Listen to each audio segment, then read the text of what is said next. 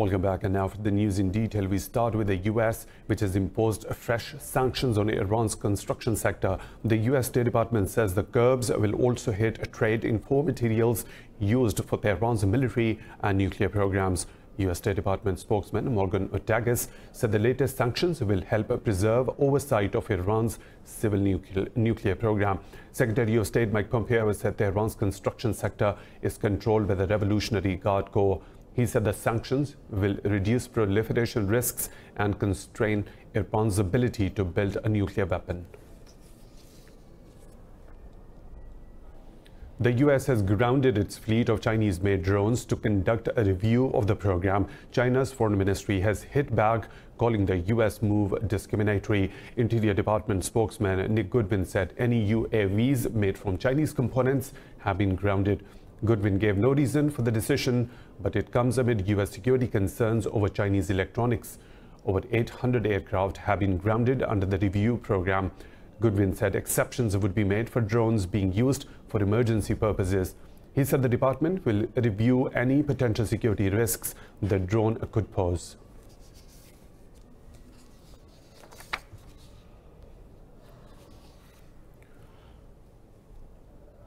Moving on to Palestine, where Israel has approved the construction of over 2,000 illegal settlements in the occupied West Bank. Settlement watchdog Peace Now has revealed Tel Aviv took the decision on October the 10th. Peace Now says the settlement construction has increased under Israeli Prime Minister Benjamin Netanyahu. All settlements are considered illegal under international law and are a violation of the UN's two-state solution. Netanyahu is currently fighting for his political survival after failing to form a coalition government after elections in September. He pledged to annex the West Bank during election campaign, received widespread condemnation and rejection. Syrian President Bashar al-Assad says that the deal between Turkey and Russia helped reunite separatist Kurdish forces with Damascus. In a televised interview, Assad said the safe zone agreement is the first step towards a united Syria. Assad said a deal to drive out the Kurdish militia from a 30-kilometer safe zone will help Damascus achieve its goal. The president said the death of ISIS head Abu Bakr al-Baghdadi does not mean the end of terrorism in Syria. As long as this ideology hasn't ended or retreated, it means that Baghdadi's death, or even the death of ISIS as a whole, won't have an effect on this extremist ideology.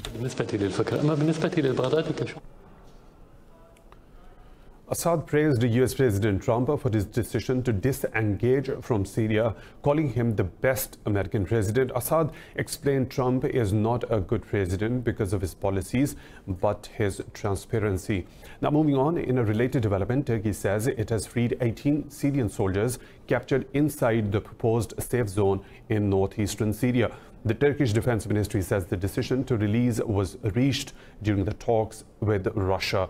It said the Syrians were captured on Tuesday near the key border town of Ras Al Ain during reconnaissance. Turkish authorities said they investigated the soldiers' identities before letting them go to ensure they were not ISIS militants.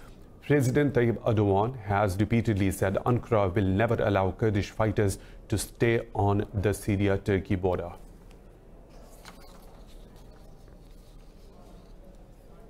The European Union has allocated an additional 600 million euros in financial aid to support refugees in Turkey. In a statement, it said the sum has been allocated under the Social Harmony Assistance Program supervised by the Red Crescent. The bloc says another 63 million euros have been allocated to fund basic service projects. These include education, health, food and infrastructure. The Social Harmony Assistance Program gives 22 euros per month on Red Crescent cards to needy families living outside camps. At a Turkey-EU summit in 2015, the EU pledged a 3 billion euro fund for Syrians in Turkey.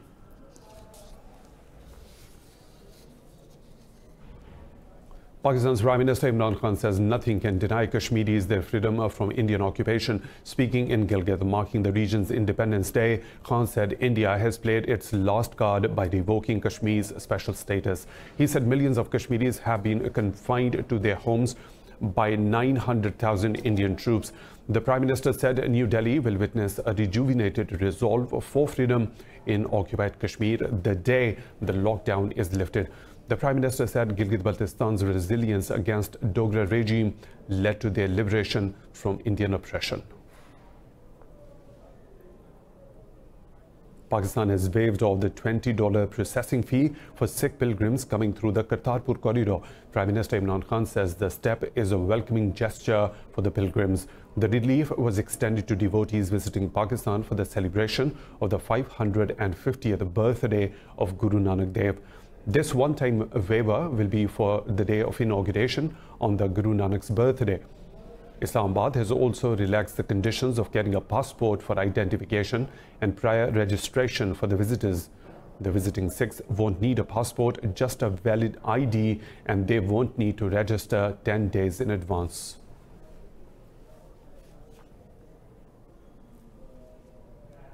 U.S. Special Inspector General for Afghanistan has reported an all-time high number of civilian casualties for a 3-month period. Sigar, citing UN records, said it recorded 42% increase in civilian casualties in the third quarter of 2019. The report said over 1,100 civilians were killed and over 3,100 wounded in past 3 months only. It said Afghan Special Security Forces led operations contributed to 54% civilian deaths. It also noted an increase in IED attacks against coalition forces during this quarter. In Lebanon, the Hezbollah movement has said Saad al-Hariri's resignation as prime minister wasted time for economic reforms. Details in this package. In a statement, the group accused the United States of meddling in domestic affairs to spread chaos. France also called for quick formation of a new government to enact urgent reforms. Meanwhile, protesters have set up tents outside government headquarters. Demonstrators say they will not leave the streets until the demands are met. The country has been swept by 2 weeks of protest against the political elite. Earlier, President Michael Aoun formally asked the cabinet to continue in a caretaker role until a new one is formed. Spain's Prime Minister Pedro Sanchez says government will not allow Catalonia to seek online independence. This follows his efforts to control separatist groups and parties' activity on the internet. In an interview, Sanchez said there would be no independence for Catalonia, either offline or online. The Spanish government has adopted a decree to oblige all public administrations to host their websites in the European Union. Separatist politicians have set up the online Catalan Republican Council, claiming to have 80,000 followers. Meanwhile, hundreds of students have blocked the streets in Barcelona, calling for Catalan independence. A large group of students marched through the streets to San Jaume Square outside the regional government headquarters.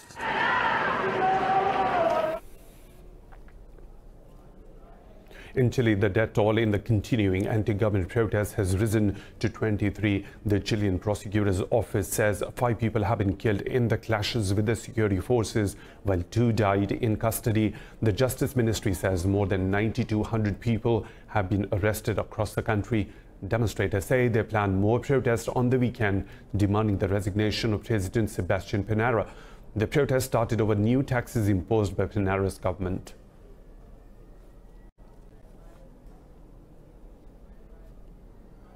In Bolivia, political tensions have escalated after opposition leader Carlos Mesa rejected the third-party audit of the election results. The election gave President Evo Morales a controversial 4th term. Mesa said no audit based on unilaterally agreed terms will be acceptable. He demanded the results be set aside and ballots be recounted from scratch by the Organization of American States mission. President Evo Morales has called for a truce, saying the 30-member mission of the international body is non-partisan. Post-election violence over disputed results left 2 people dead and 140 injured. In the Philippines, 19 people have been killed after a truck plunged into a ravine in northern Apayao province. Police say 22 others have been wounded in the accident. They say most of the passengers were farmers. The vehicle fell backward down a hill into the 20-meter deep ravine.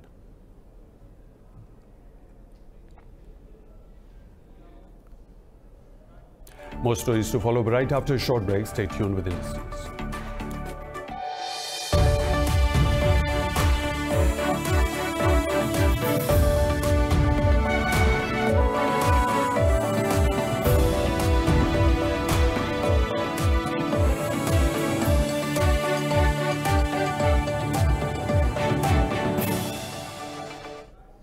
Welcome back. In India, a public health emergency has been declared in New Delhi as the air quality index dips to 459 after Diwali celebrations. Schools in capital have been asked to stop all outdoor activities and sports until November the 5th. Authorities have also banned all kinds of construction activities and fireworks as a blanket of haze and smoke shrouds the city.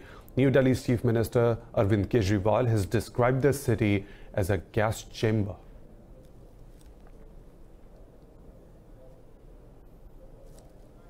After 3 venue changes, the United Nations 25th Climate Change Summit now appears to be headed to Madrid, following Chile's withdrawal as the host. Chile pulled out just a month before the event amid riots that have paralyzed the capital city of Santiago.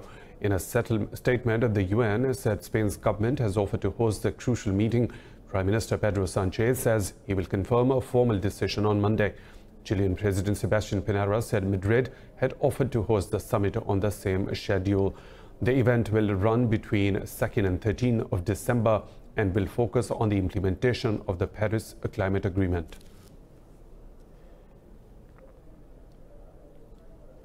Wildfires are raging across the Pantanal tropical wetlands in southern Brazil. The government says the situation is critical and fires are bigger than anything seen before in the region. The authorities have announced a 30-day moratorium on using fire for land clearance.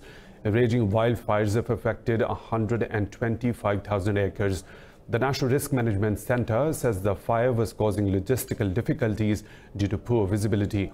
Official figures show more than 167,000 forest fires blazed this year, including the Amazon fires in August.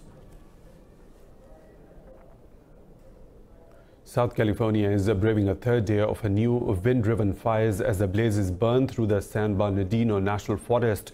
Evacuation orders have been issued for nearly 500 homes, displacing about 1,300 residents. The San Bernardino County Fire Department said cause of the blaze is still under investigation. National Weather Service handed out an extreme red flag warning in light of the recurrence of Santa Ana winds. But weather agencies said no further winds are predicted for at least the next week.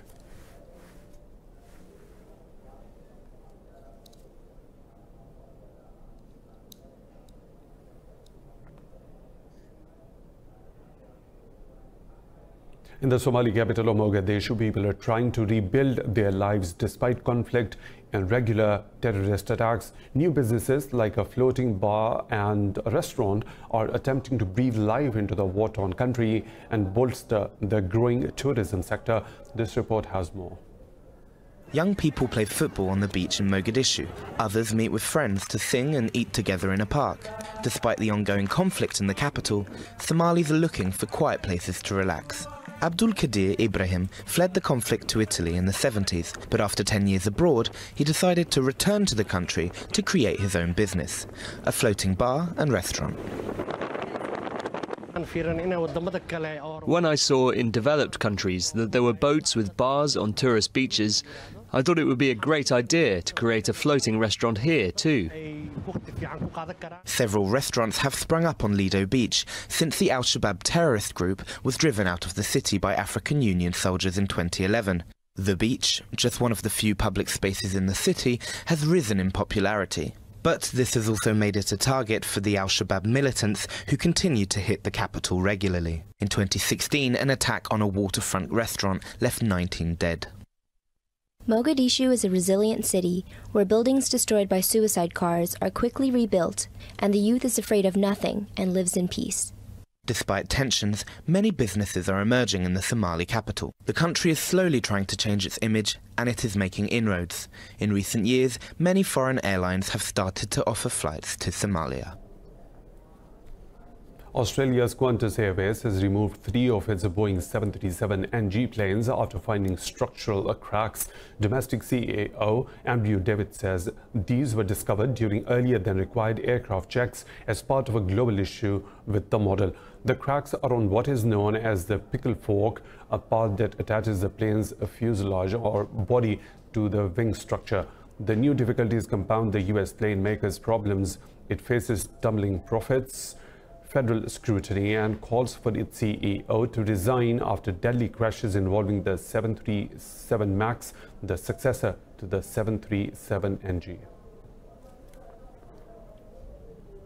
In Iraq, the anti-government protesters in Baghdad have taken to social media platforms to reach the world. Protesters live stream from their camps to counter state media and tell their version of the story. Details in this report. Throughout Tahrir Square, protesters can be seen filming on their phones to post on Facebook or Instagram. They share latest news on social media because many have stopped trusting conventional outlets. I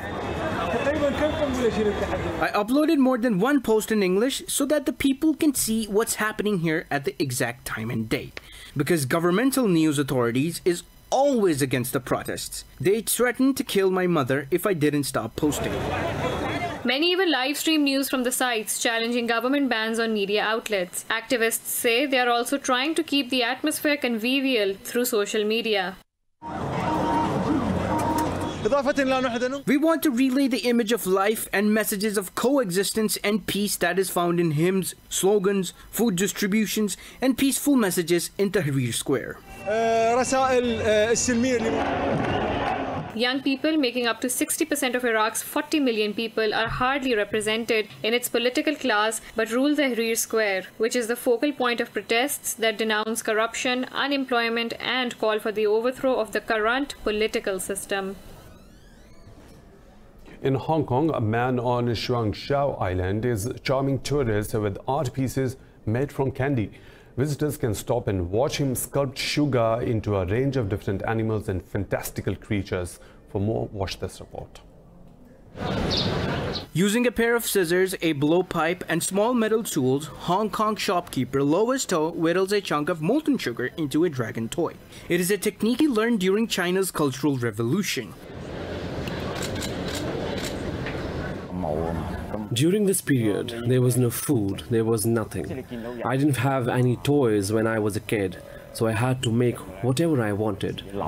His shop is full of candy bars, lollipops, and intricately carved animal toys, from golden fish to a dragonfly.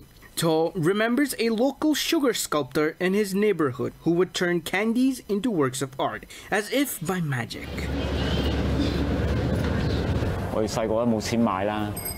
I had no money to buy candies, but I watched the craftsman make them. How he used the scissors. I feel all those details are just right in front of me.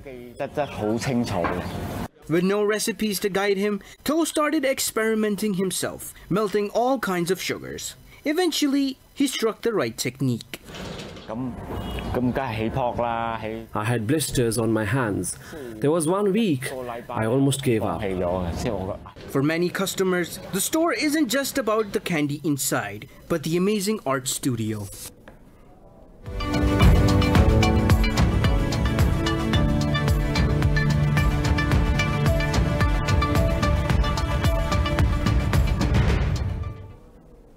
Stock markets across Europe are trading higher on the back of a surprise bounce in China's manufacturing activity. Investors were cautious earlier amid concerns about the progress in US-China trade talks due to conflicting tones. London's FTSE 100 index is trading over a fraction higher as Europe's basic resources stocks, with their heavy exposures to China, led the gains. The CAC 40 in Paris and Frankfurt's DAX index have also gained nearly 0.5%. In Asia, the Shanghai Composite closed nearly 1% higher after data showed Chinese manufacturing activity expanded more than expected in October. Hong Kong's Hang Seng picked up over 0.5% as shares of developer ESR came and jumped on its public debut. Seoul's Kospi also closed over 0.5% higher.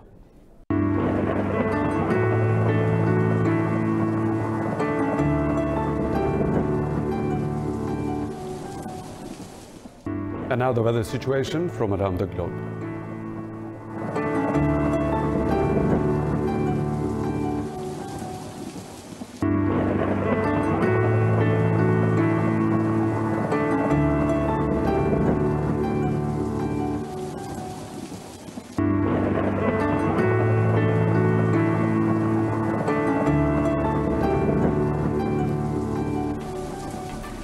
And that's all for now. For the latest updates, you can follow us on social media at Indus News.